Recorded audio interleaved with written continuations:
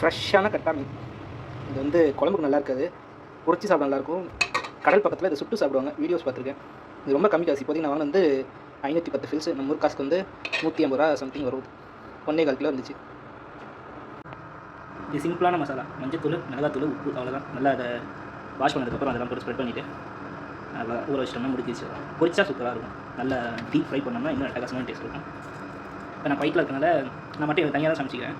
So ஒரு daily சாப்பிட்ற மாதிரி, வீக்லி இந்த மாதிரி சாப்பிட்றதுக்குள்ள இது பண்ணிவிட்டு மேரினேட் பண்ணிவிட்டு அதுக்கு இது பண்ணி செப்பரேட் பண்ணி வச்சுருவேன். இது 3 பீஸ், அது 3-4 பீஸ் அந்த மாதிரி. டெய்லி ஆஃப்டர்நூன் வரும் டியூட்டி முடிச்சுட்டு வந்து சாப்பிடுறது தான்.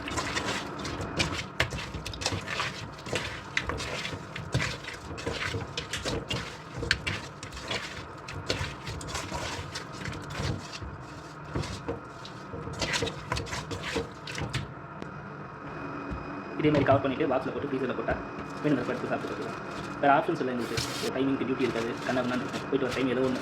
ஸோ எனக்கு என்வி அதிகமாக இருக்கும். ஸோ அந்த மாதிரி ஃபிஷ் இந்த மாதிரி எடுத்து வச்சுருக்கேன்.